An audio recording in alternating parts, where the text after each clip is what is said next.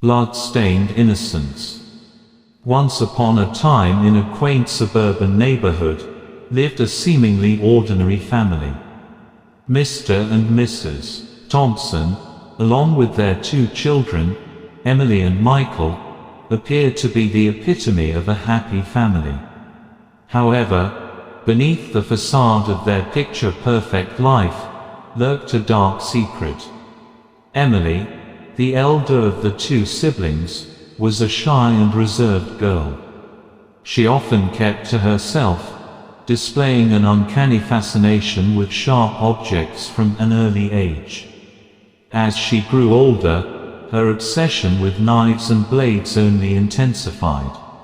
She would spend hours meticulously sharpening them and studying their anatomy, reveling in the feeling of power they gave her. One fateful night, as the Thompsons gathered around the dinner table, Emily's dark desires finally consumed her. With a wicked glint in her eyes, she excused herself from the table, claiming to have forgotten something in the basement. Her unsuspecting parents and younger brother continued their meal, unaware of the horror that awaited them.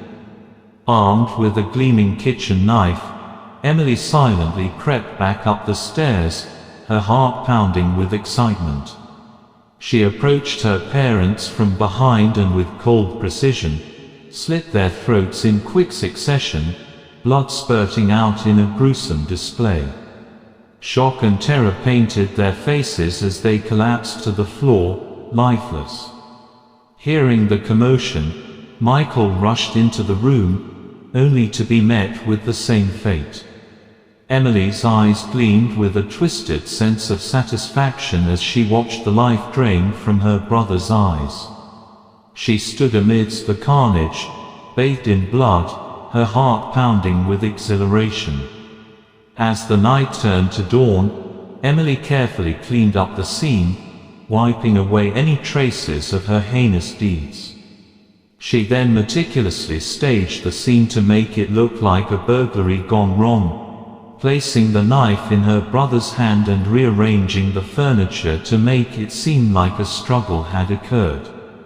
With a calm and composed demeanor, she called the police, feigning shock and grief as she reported the grisly murders.